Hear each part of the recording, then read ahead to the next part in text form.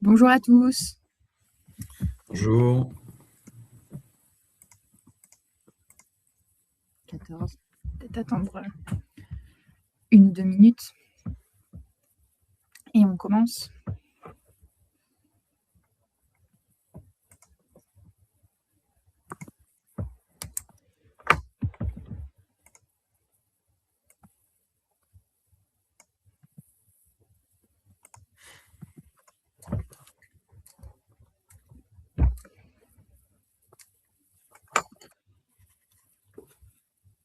Ça se connecte un peu.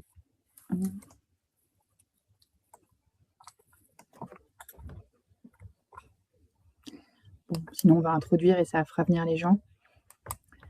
Merci à ceux qui se sont connectés. L'idée, là, c'est de prendre 45 minutes pour parler de la mise en place des projets, soit liés aux économies d'énergie ou décarbonation, et de se pencher sur une méthodologie, ou en tout cas vous donner les clés pour mettre en place vos projets sur vos sites industriels, éviter de perdre soit du temps et de l'argent d'ailleurs, en cumulant des surcoûts à différentes étapes du projet.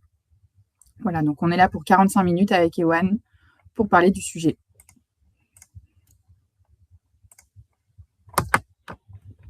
Petit point logistique, peut-être que ça fera venir aussi les gens. Normalement, du coup, à droite, vous avez une petite bulle où vous avez le chat. Donc, n'hésitez pas à mettre vos questions, à mettre vos réactions. On les voit aussi, nous, de notre côté. Juste en dessous, il y a un onglet sondage. On l'utilisera un peu plus tard. Donc, voilà, pour que vous sachiez. Et en bas à droite de votre écran, si jamais vous voulez être recontacté, n'hésitez pas à cliquer dessus. Vous devriez aussi avoir un bouton permettant d'aller télécharger le guide offert qui récapitule et qui vous donne les étapes clés et les tips pour mener à bien vos projets chez vous. C'est bon, j'ai rien oublié, Ewan. Sur la logistique, on est bon. On est bon. Parfait. Petite présentation quand même, savoir à qui vous avez affaire ce matin. Donc, Ewan et moi, on travaille chez Manergie Industrie, société indépendante d'ingénierie et de conseil sur tous les sujets liés à la décarbonation. Et comme son nom l'indique, on s'occupe exclusivement des industriels sur toute typologie de mission pour aller vous aider à faire des économies de CO2. Et donc, moi, je suis Alicia, je gère le pôle conseil.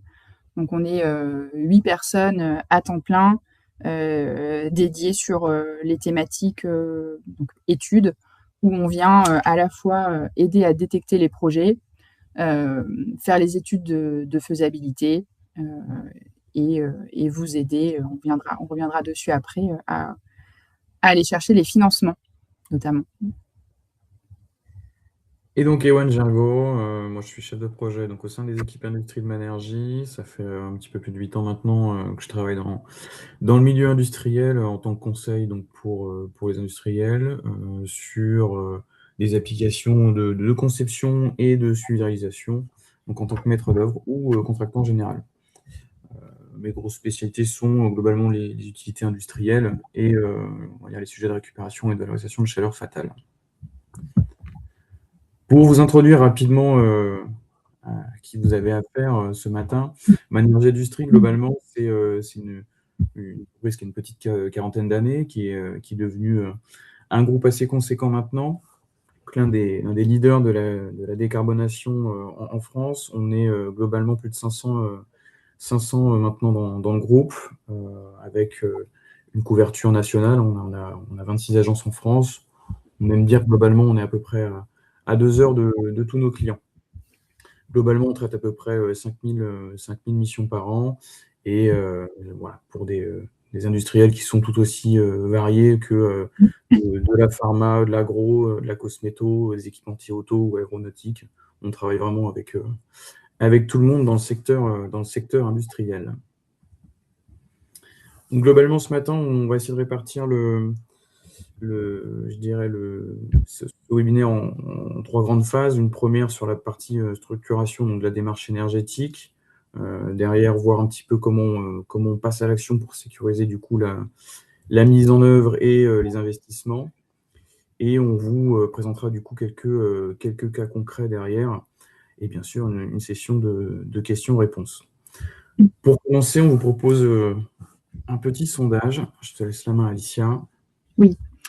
L'idée, c'est de comprendre pourquoi aujourd'hui les projets chez les industriels ne vont pas au bout, ne se lancent pas, et d'identifier les freins. Donc, hop, vous allez avoir le sondage qui va s'ouvrir. La question, donc, quel est aujourd'hui le principal frein à la mise en œuvre de vos projets énergétiques industriels? Vous avez plusieurs choix. Donc, l'idée, c'est d'avoir un peu votre avis.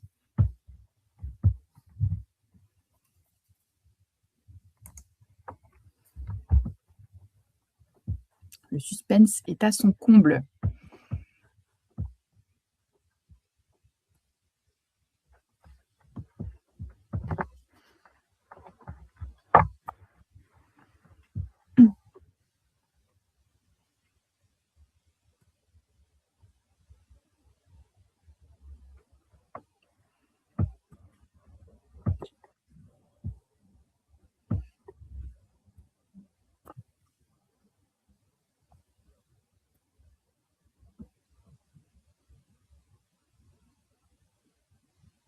Et on vous donnera ensuite les statistiques qu'on a pu avoir de façon réelle pour voir si on est cohérent avec ce qu'on a trouvé et votre avis.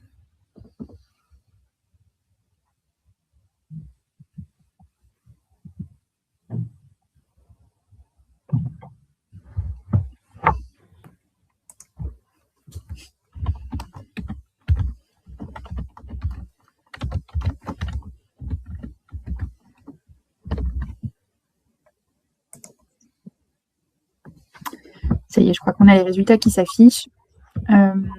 Donc là, on voit donc que 50% ont répondu incertitude sur la rentabilité des investissements. On a un quart sur difficulté à prioriser les projets au sein d'une même entreprise et le manque de temps ou de ressources internes pour piloter le projet. Bah, c'est plutôt cohérent avec les statistiques qu'on avait eues sur les projets français industriels. Donc, c'était pile aussi 50% des gens qui répondaient que c'était lié au CAPEX et au coût du projet. Et un tiers qui répondait sur un manque de ressources ou d'expertise en interne pour gérer le projet. Donc, on est plutôt raccord. OK. Maintenant qu'on s'est dit ça, sur la partie structuration et méthodologie, l'idée, c'est de dérouler les différentes phases pour être sûr de les faire dans le bon ordre et qu'on aille jusqu'au bout du projet. Donc, nous, ce qu'on préconise, et c'est comme ça qu'on fonctionne quand on accompagne les clients, on commence toujours par construire une feuille de route où on vient prioriser les actions. Justement pour aider au choix des actions et ne pas partir dans tous les sens sans savoir quel projet sélectionner.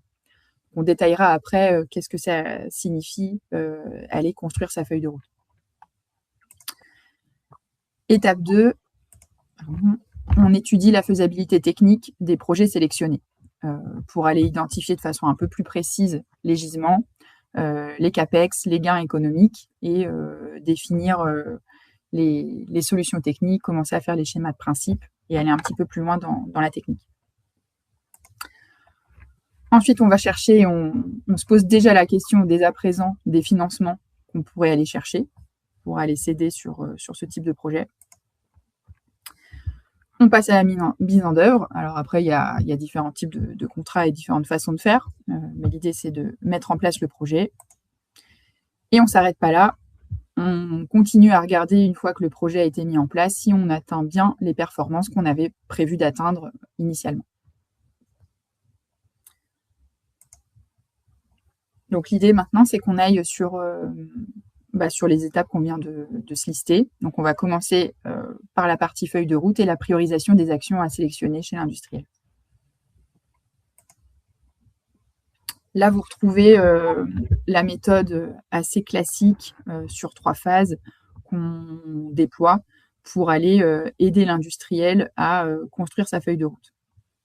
Donc, on commence par quoi? Par ce qu'on appelle le cadre ou le cadrage de la mission. L'idée, c'est de faire un gros état des lieux de vos émissions carbone. Donc, souvent, ça repart soit d'un audit énergétique existant, soit on vient le compléter parce qu'il y a eu des mises à jour.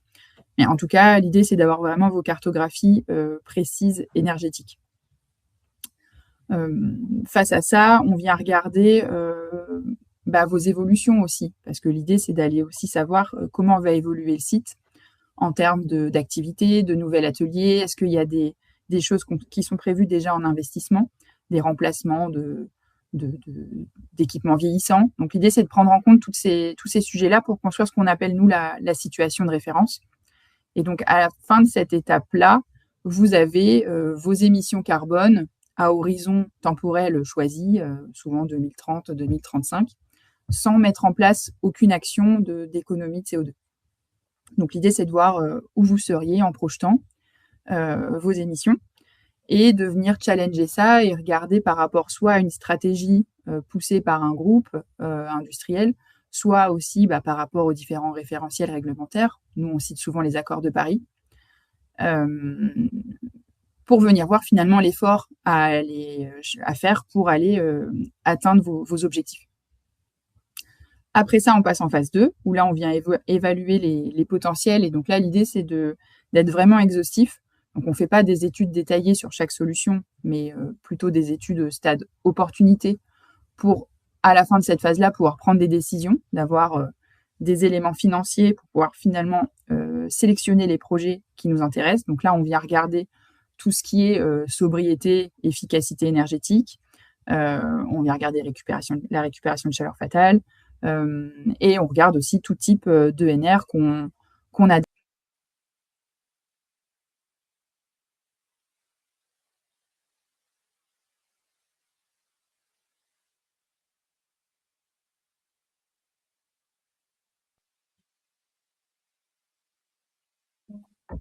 Je vous ai perdu, je crois. C'est bon, voilà. Me revoilà, désolée. C'était pour voir si vous suiviez bien. Donc, je ne sais pas exactement où est-ce que ça a coupé, mais je pense que j'étais en train de parler du choix des solutions. Oui. Et d'avoir tous les éléments financiers pour se positionner. L'idée là aussi, c'est qu'on accompagne les industriels à choisir des indicateurs. Alors bien sûr, il y a les indicateurs financiers, mais l'idée, c'est de venir en phase 3, construire la trajectoire et surtout vous donner les éléments de langage pour aller convaincre un codir des projets à mettre en place. Souvent, quand c'est tourné que décarbonation, c'est plus difficile d'aller justifier une rentabilité.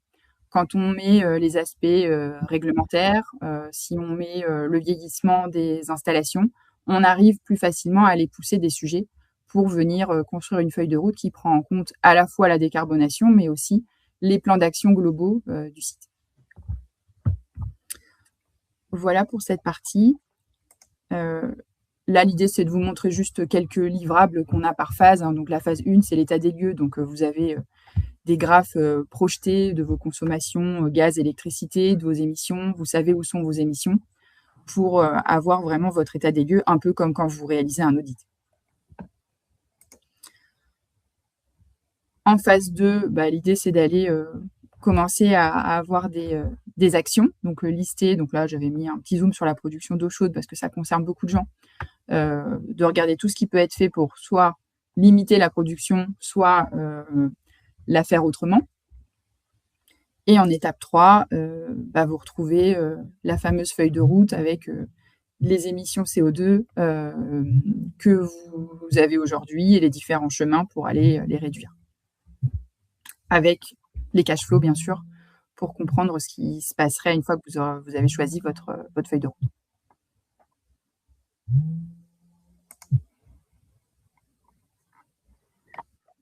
Une fois que la stratégie est établie, l'important du coup est de bien piloter l'ensemble du projet, des phases d'études, jusqu'au test de performance, voire au-delà, lorsque l'installation est exploitée. Alors ça passe par plusieurs phases. La première, c'est déjà d'avoir le bon accompagnement. Le bon accompagnement peut passer du coup par la maîtrise d'œuvre. J'explique rapidement ce que c'est pour ceux qui ne seraient pas habitués. Le maître d'œuvre, globalement, est un tiers de confiance à qui on va déléguer une expertise pour pouvoir répondre à un projet. Donc, typiquement, sur un sujet d'efficacité énergétique, le maître d'œuvre a en charge de réaliser toute la conception, donc l'ensemble des schémas de principe, les dimensionnements, la réalisation des plans, la planification, etc., etc. Il s'occupe également donc, de monter les dossiers de consultation, de sélectionner les entreprises qu'il connaît capable de répondre aux spécificités des projets d'énergie renouvelable et de récupération, et accompagne également le client dans la passation des contrats. Une fois les entreprises sélectionnées, il intervient également donc, en tant qu'expert technique pour valider l'ensemble des éléments qui sont produits par les entreprises de travaux. Encore une fois, des plans, des schémas de principe, des notes de calcul, etc. En termes d'exécution, il a aussi un rôle de contrôle de conformité. Donc, contrôle de conformité par rapport à la conception et au cahier des charges, comme évoqué précédemment, mais aussi un contrôle de conformité vis-à-vis de la réglementation. Les installations d'énergie renouvelable, globalement, sont beaucoup, voire extrêmement contraignantes par rapport à ce qu'on a pu connaître, notamment sur la production de chaleur avec des centrales gaz ou autres. Et donc, il y a une grande spécificité d'éléments réglementaires à prendre en compte et à valider pour ne pas se retrouver dans des problématiques avec les autorités. Et derrière, il a également donc, le rôle de pilotage de la mise en service afin de garantir les performances qui ont été identifiées dès les phases d'études de faisabilité et validées lors de la conception. Point important également, le maître d'œuvre intervient aussi après la réception des installations. Il faut savoir que les installations techniques ont une garantie dite de parfait achèvement d'1 an à date de réception. Et vous pouvez tout à fait faire appel à votre maître d'œuvre sur l'année de garantie de parfait achèvement pour venir constater et essayer de résoudre des potentielles défaillances ou des problèmes de performance qui pourraient être identifiés. Concrètement, pourquoi passer par une phase de conception ? Il y a quelques points qui sont primordiaux quand on démarre des projets d'efficacité énergétique et de décarbonation. Vous l'avez vu déjà dans un premier temps avec ce qu'évoquait Alicia, il faut pouvoir étudier différents scénarios, différentes alternatives. Alors, parce qu'il y a des contraintes sites, parce qu'il y a des contraintes techniques, parce qu'il y a des contraintes liées aux technologies qu'on va retenir. Et aussi, surtout, il y a un réel sujet sur le dimensionnement de la solution au juste besoin. On a vécu une belle ère pendant plusieurs décennies avec du gaz pas cher. Le gaz, c'est très simple pour la production de chaleur. On appuie sur un bouton, on a du chaud, on en veut moins, ça réagit, on en veut plus, ça réagit. C'est magnifique de ce point de vue-là. Globalement, les énergies renouvelables, c'est plus complexe à mettre en œuvre. Nous, on est encore trop appelés sur des centrales biomasse, par exemple, qui sont surdimensionnées, qui ne tournent pas, qui ne peuvent pas tourner parce qu'on ne prend pas en compte les contraintes techniques de ces éléments-là.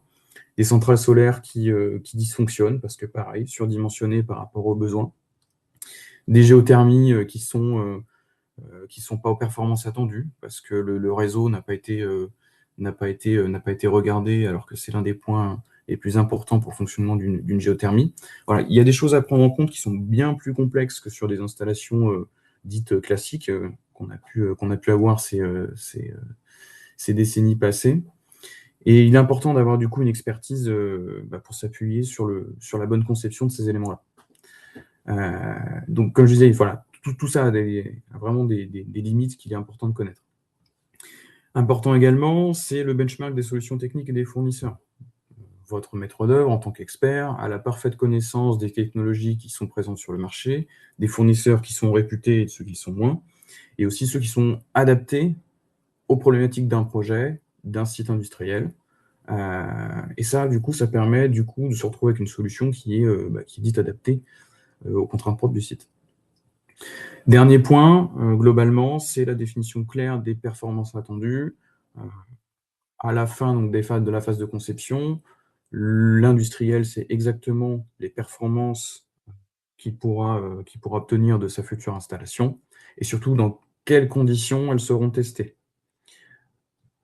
Globalement, en fait, le maître d'œuvre prend en compte les contraintes du site, le délai du projet, les contraintes financières, l'ensemble des subventions auxquelles donne droit le projet et les contraintes réglementaires. Et vous avez donc un projet qui est sécurisé déjà dès la phase de conception.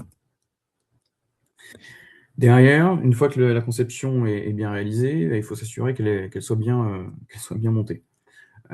Donc, en faisant appel à un maître d'œuvre, on a un support sur la garantie des délais, sur la maîtrise des coûts, sur la bonne application des normes et de la réglementation, et forcément donc, sur le contrôle de la mise en œuvre vis-à-vis de la conception.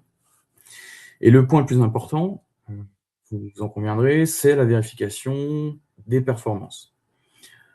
Encore une fois, un système d'énergie renouvelable, c'est pas comme du gaz, ça nécessite de regarder dans son ensemble les éléments pour bien s'assurer de la bonne atteinte des performances. Il y a beaucoup de pièges. Si on prend l'exemple de la biomasse, par exemple, il peut y avoir plein de petits éléments qui peuvent faire varier les performances de façon extrêmement sensible. L'humidité, le type de biomasse, la taille des plaquettes, la température du foyer, la quantité d'air qu'on envoie dans le foyer. À contrario du gaz, où encore une fois, on peut juste jouer globalement un petit peu sur l'air et le combustible. Et ça, votre expert, maître d'œuvre, aura la parfaite connaissance de tous ces points de subtilité qu'il faut contrôler pour garantir les performances. En clair, si on doit résumer, une maîtrise d'œuvre, donc sur un accompagnement de conception et de finalisation, il vous permettra de sélectionner la solution technique adaptée à votre projet, le dimensionner précisément et vous garantir du coup des performances dès la phase de conception et les contrôler aisément en fin de projet.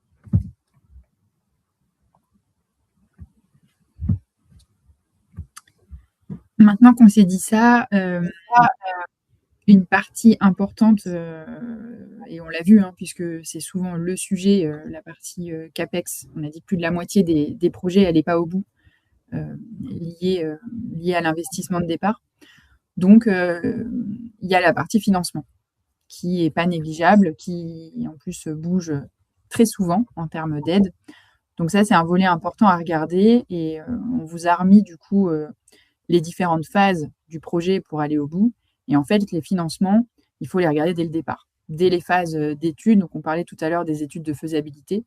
Une fois que vous avez fait votre feuille de route et choisi les projets que vous voulez mener, il faut aller regarder et parler de votre projet à différentes entités pour aller essayer de chercher le maximum de financement. Là, on vous a mis juste la liste des financements les plus communs, connus, ou en tout cas les plus utilisés. Tout ce qui concerne les subventions, alors on a l'ADEME avec le fonds chaleur sur tout ce qui est récupération de chaleur, projet géothermie. Il y a France 2030 qui pousse les sujets de décarbonation. Ne pas oublier d'aller regarder aussi tous les fonds, que ce soit européens ou même régions. Il peut y avoir des appels à projets et des fonds spécifiques pour les régions. Donc, ne pas hésiter à aller parler de son projet même dans sa région. Il y a le mécanisme des C2E, alors standard ou même spécifique pour des dossiers un peu plus compliqués. Et après, une fois que vous avez fait le tour des subventions et des C2E, il y a la possibilité d'aller aussi chercher du tiers financement pour financer le reste qui n'a pas été financé par les aides.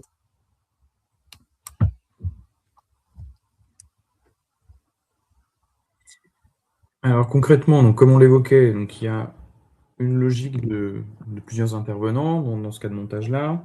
Il y a potentiellement votre maître d'œuvre expert technique, potentiellement un cabinet qui est capable de vous accompagner sur justement la réalisation des subventions. Ça peut également être votre maître d'œuvre qui s'occupe de cette partie-là. Potentiellement encore un autre intervenant pour gérer le tiers investissement. Et il y a aussi une autre solution. L'autre solution, c'est le clé en main. Ça s'adapte très bien à des sites notamment qui n'ont pas l'expertise, qui n'ont pas forcément le temps pour gérer le sujet. En fait, on se rend compte que globalement, ça correspond aux problématiques qu'on évoquait en préambule. La solution clé en main, globalement, ça permet de déléguer à un seul prestataire la conception, la fourniture du matériel, la réalisation de l'exécution et le financement. Donc, on a une brique complète d'accompagnement qui permet d'avoir des engagements de coût, de délai et de performance auprès d'une seule personne, un seul prestataire. Lui s'engage sur l'ensemble de ces éléments. Il a la connaissance de l'entièreté des expertises nécessaires à la réalisation de la mission. Et derrière aussi, s'assure du traitement, encore une fois, de la performance avec un protocole clair de garantie et avec une gestion de partenaires financiers qui permet d'intégrer l'ensemble des briques évoquées précédemment, que ce soit des subventions publiques, privées, voire des tiers investisseurs.